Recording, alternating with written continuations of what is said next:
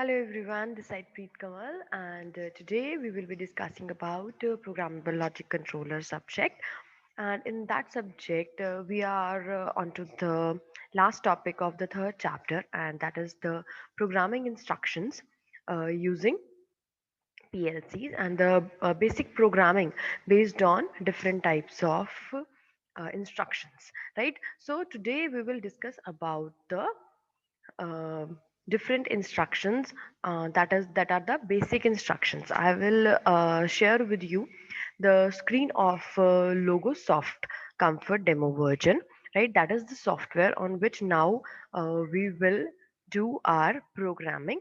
Now I will share with you the basic instructions, how the basic instructions, the XIC, XIO, as we have read, right, in theory, right. Now I will share with you the screen, and that will show you that how your Logosoft, how the instructions will be used, right, in the software, right. So here I'm sharing with you my screen, and here you can see this is the Logosoft software, and here are the options. How the options will come: here there is an option named as file, so you can see here and you can click here over file, and when you will click over new, then you will be having three options, that whether you want to do the functional block diagram, or you want to do the ladder diagram, or you want to do the UDF, right? So, which kind of programming, which kind of language you want to use in your programming for the PLC, right? So, we will be using the ladder diagram, as I have selected the ladder diagram and it has opened me the ladder diagram. Okay, so here the basic instructions how we will use.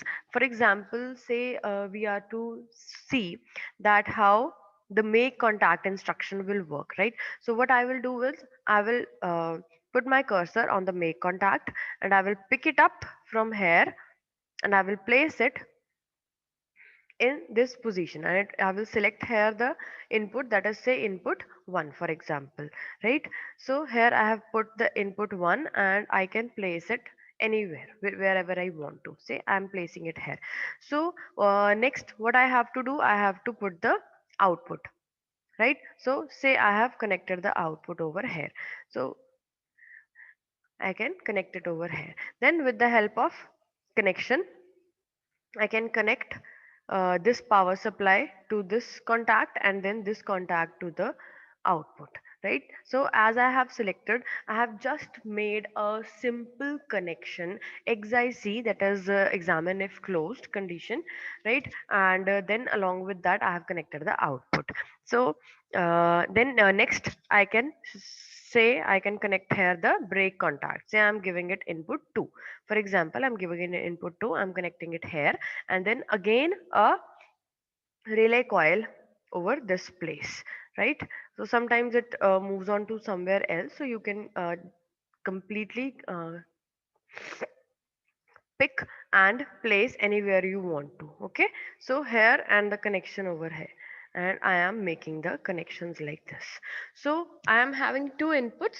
One is the active high input, and second one is the active low, and I am having two outputs, Q1 and Q2. So if I will go to the tools, here I am having the simulations window. So whatever I have connected, I can see that whether the system is working or not. The simple basic instruction I'm discussing, that is why I have just connected the XIZ and XIO switch in different way, and I have connected the outputs all together with them, right? So let's press the simulation. As I'm pressing the simulation, what you are seeing here, so you can see over here in this bottom where my cursor is, please have a look over here. You can see I am having two inputs, input 1 and input 2, and having two outputs that we are connected, Q1 and Q2. So you can see here both the switches are closed on a zero position. You can see here on my screen it is on zero position. Q1 is off but Q2 is on. So if I will switch on the QI2, right? So what will happen? Q2 will get switched off. Why? Because this is the break contact. This is called the break contact, right? And this one is the make contact, right? तो इसे हम क्या बोलते हैं? make contact, या इसे हम बोलते हैं exi C switch, and the second one is the exi O switch, right? तो it is examine if closed and this is examine if open. तो अगर ये क्लोज्ड होगा, सॉरी, अगर ये इसको अगर हम इनपुट 1 प्रोवाइड करेंगे तो इसकी आउटपुट भी एनर्जाइज हो जाएगी, और जो सेकंड वाला है उसे अगर हम 1 देंगे तो उसकी आउटपुट जो है वो लो हो जाएगी। अगर ये बंद होगा तो इसका Q2 जो है, यू कैन सी हेयर कि Q2 ने ऑन हो गया है। It is taking some time for the simulation but it's okay. So you can see कि I1 को मैंने ऑन किया है तो Q1 ऑन हुआ है, और I2 को अभी क्लोज्ड है तभी Q2 ऑन हो चुका है। और अगर मैं इन दोनों को डिफरेंट पोजीशंस में कर दूं तो दोनों आउटपुट्स जो हैं हमारी वो बंद हो जाएंगी। So you can see here Q1 and Q2 both the outputs have been de energized, क्योंकि इसे मैंने 0 पोजीशन पे रखा है और इसे 1 पोजीशन पे रखा है, right? So this is the basic instruction that we are having here, right? तो अभी हम सिमुलेशन को करते हैं बंद, ठीक है? और अब मैं आपको दिखाती हूँ कि अगर हम इसकी जगह पे इसको कनेक्ट किए बिना अगर हम यहाँ पे एक मेक कॉन्टैक्ट को और लगाएं यहाँ, राइट? तो इसको इनपुट से 2 दे देते हैं, यहाँ पे इसको लगाते हैं, इसको कनेक्ट करते हैं इसके साथ, स्विच के साथ, राइट? और यहाँ पे भी एक मेक कांटेक्ट जो है वो हम और लगा देते हैं, say here and then again here, right? एक कांटेक्ट अगर हम यहाँ पे और लगा दें इनपुट से 3, चलो 2 ही ले लेते हैं, राइट? 2 इसको ले रहे हैं यहाँ पे, ठीक है? 2 को अगर हम कनेक्ट कर दें, से फॉर एग्जांपल अभी मैंने यहाँ रखा है इसको, अभी इसका जो कांटेक्ट है इसको ब्रेक करके इसको हम यहाँ पे लगाते हैं, दैट मीन्स कि इसको हम लगा रहे हैं सीरीज में मतलब एंड ऑपरेशन में, ठीक है? तो अब मैं लॉजिकल एंड ऑपरेशन आपको यहाँ पे परफॉर्म करके दिखाने वाली हूँ, ठीक है? तो ये रिले कॉइल मैंने दोबारा से लगा दिया, फिर से इसको कनेक्ट किया, ठीक है? इसके साथ वायर्स के साथ इसको कनेक्ट कर दिया। दूसरा मैं यहाँ पे लगा रही हूँ एक और मेक कॉन्टैक्ट, राइट? और इसकी इनपुट I1 ले रही हूँ, मतलब इनपुट्स में 2 ही ले रही हूँ, I1 और I2, राइट? और उनके जो कॉन्टैक्ट्स हैं वो इस तरह से लगा रही हूँ, इसका कॉन्टैक्ट इसके साथ और इसका कॉन्टैक्ट इसके साथ कर रही हूँ, राइट? सो ये जो कॉन्टैक्ट है दिस वन, ये मैंने लगाया है एंड ऑपरेशन में, क्योंकि एंड ऑपरेशन क्या करता है? And operation does the multiplication, right? तो दोनों में से अगर एक भी इनपुट 0 होगी तो आपकी आउटपुट एनर्जाइज नहीं होगी। और यहाँ पे what I have used them in parallel. So in parallel मतलब अगर दोनों में से और कंडीशन में और ऑपरेशन में इनको यूज किया है कि अगर दोनों में से एक भी इनपुट जो है वो 1 होगी तो आपकी आउटपुट जो है वो एनर्जाइज हो जाएगी। एंड थर्ड वन पे I am using break contact, ठीक है? तो यहाँ पे मैं ब्रेक कॉन्टैक्ट से इसको भी इनपुट I1 का ही ब्रेक कॉन्टैक्ट यूज कर रही हूँ यहाँ पे, ठीक है? और इनके साथ मैं क्या लगा रही हूँ? रिले कॉइल लगा रही हूँ। अब ये रिले कॉइल जो है इसको यहाँ पे कनेक्ट करेंगे और सप्लाई के साथ इसको कनेक्ट करेंगे और इसके साथ इसकी आउटपुट को कनेक्ट कर देंगे, राइट? तो यहाँ पे मैंने क्या इनपुट्स ली? I1 और I2, 2 इनपुट्स ली हैं, यहाँ पे भी I1 I2, यहाँ पे I1, और आउटपुट्स मैंने ली हैं 3, राइट? तो इसे मैंने अगर मैं फिर से टूल्स में जाऊंगी and I will do the simulation, तो आप यहाँ पे देख सकते हो कि 2 इनपुट्स हैं मेरे पास, I1 और I2। ये पिछली वाली इनपुट इसने एज इट इज ली हुई है, ठीक है? 2 इनपुट्स हैं मेरे पास और 3 आउटपुट्स हैं, Q1 Q2 and Q3, right? तो पिछली वाली इनपुट थी तो इसलिए इसकी आउटपुट भी उसने I2 वाली उसने पिछली वाली ली हुई है, राइट? तो यहाँ पे अभी प्रोसेसिंग चल रही है, तो अभी प्रोसेसिंग के बाद हमारे पास आउटपुट आएगी, एंड जैसे ही हम यहाँ पे आउटपुट को चेंज करेंगे, इनपुट को अगर हम लोग चेंज करते हैं यहाँ पे, ओके, अगर हम लोग इनपुट को यहाँ पे चेंज कर रहे हैं, राइट? तो क्या हो रहा है? हमारे आउटपुट्स जो है वो चेंज हो रही हैं। तो आप देख सकते हो कि मेरी दोनों इनपुट्स अगर 1 कंडीशन के अंदर है, ठीक है? I1 भी 1 है और I2 भी 1 है, राइट? तो यहाँ पे क्या हो रहा है? Q1 भी ऑन होना चाहिए, यहाँ पे I1 I2 अगर दोनों ऑन होंगी तो ठीक है। और अगर देयर इज सम प्रॉब्लम जो यहाँ पे शो हो रही है क्लिक होने में, मे बी रिफ्रेशिंग जो है इसको चाहिए, तो that is why proper output जो है वो प्रोवाइड नहीं कर रहा है, या it is working slow actually. ठीक है, तो just wait for a second and it will give you the output. जैसे कि अभी इसने दिखाई थी आपको आउटपुट कि यहाँ पे ये जो दो कनेक्शंस हैं ये एंड ऑपरेशन के साथ कनेक्टेड है, ये जो दो हैं ये और ऑपरेशन में कनेक्टेड है, मतलब दोनों में से अगर एक भी ऑन होगा तो आपका Q2 स्विच ऑन होगा ही होगा। और ये अगर हम देखें I1 जो हमने कनेक्शन किया है वो अगर 1 होगा तो आपका स्विच ऑफ होगा Q3, राइट, और अगर ये 0 होगा तो आपका Q3 स्विच जो है वो ऑन हो जाएगा, राइट। तो अब मैं सिमुलेशन फिर दोबारा से यहाँ पे प्ले कर रही हूँ, राइट। और यहाँ पे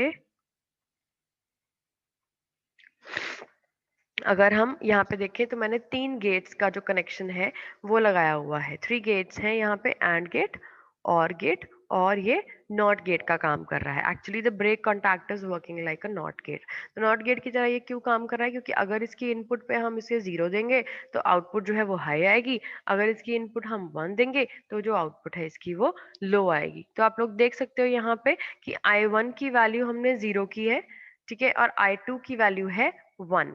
तो यू कैन सी I1 और I2 दोनों की वैल्यूज 1 नहीं है, राइट। एक 1 है तो Q1 वर्क नहीं करेगा, इन दोनों में से एक भी 1 है तो आपका Q2 यहाँ पे वर्क कर रहा है, और I1 अगर 0 है तो Q3 इज ऑन। तो यहाँ पे ये नॉट गेट का फंक्शन हो रहा है, यहाँ पे I1 और I2 में से एक एक ऑन है दूसरा ऑफ है, तो इसलिए आपका Q1 जो है वो ऑफ कंडीशन के अंदर है, राइट। तो Q1 सिर्फ एक ही कंडीशन में ऑन होगा जब हमारे दोनों इनपुट्स जो है वो ऑन होंगे, राइट।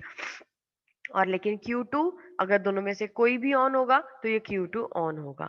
अगर फॉर एग्जांपल मैंने क्या किया, I2 को भी बंद कर दिया, अगर मैंने I2 को भी बंद कर दिया तो क्या होगा, हमारा और गेट ऑपरेशन भी वर्क नहीं करेगा। अगर मैं I1 को ऑन करती हूँ तो क्या होगा, I1 को ऑन किया दैट मीन्स यहाँ पे सप्लाई पॉजिटिव आ गई। देखिए you can see the difference in the lines, right. जहां पे सप्लाई नहीं जा रही है वहां पे ब्लू लाइन है, सिंपल कनेक्शन है, और जहां पे सप्लाई कनेक्ट हो रही है वहां तक रेड लाइन जा रही है। तो I1 ऑन है, रेड लाइन यहाँ से पास हो रही है, यहाँ से करंट जो है वो यहाँ तक पहुंच रहा है, लेकिन I2 बंद है, तो जिसकी वजह से आपका आगे ये रिले कॉन्टैक्ट जो है वो कंप्लीट नहीं हो पा रहा है। अगर मैंने यहाँ पे I2 को भी ऑन कर दिया तो you can see here the difference, यहाँ पे जो ब्लू लाइन थी अब वो रेड में कन्वर्ट हो चुकी है, राइट। और गेट हर केस में वर्क करेगा इन स्पाइट ऑफ 0 0, और आपका नॉट गेट यहाँ पे जो है यहाँ से सप्लाई उसको मिल रही है, बट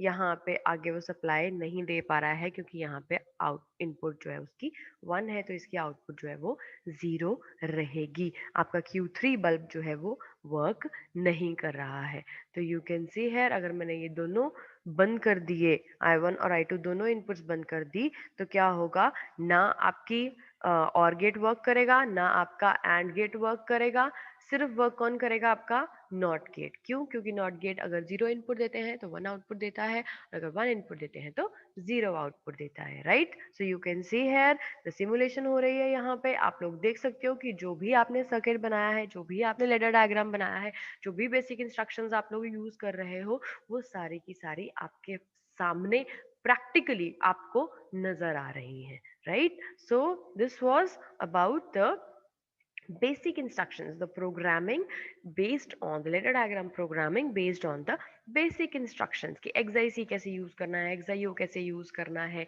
किस तरह से आपके सर्किट्स जो है वो वर्क करते हैं। तो similarly I will tell you about the different programming instructions later on, about the traffic light किस तरह से उसका वर्क हो रहा है, ट्रैफिक लाइट कंट्रोल कैसे वर्क करता है, राइट। तो टाइमर्स कैसे वर्क करते हैं, काउंटर्स कैसे वर्क करते हैं, तो we will use them in different applications. और ये सॉफ्टवेयर नेट से इजीली अवेलेबल है, लोगो सॉफ्ट नाम का सॉफ्टवेयर है, इसे आप अपने अपने पीसीज पे, अपने अपने लैपटॉप्स पे या फोन्स पे डाउनलोड कीजिए और इसको वर्क करके देखिए। जब तक आप वर्क नहीं करोगे आपको प्रोग्रामिंग समझ में नहीं आएगी। ठीक है, आप लोग खुद करेंगे तो इसमें कोई ज़्यादा दिक्कत वाली या कोई भी परेशानी वाली बात तो है नहीं, बहुत सिंपल है इसकी programming.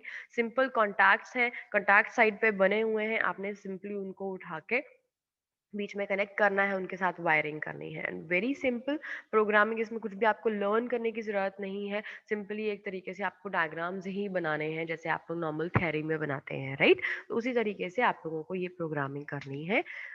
So this was all about today, and I wish it is all clear to you. If still there will be any doubts, I will be taking them in the live sessions. Till then, take care and bye bye.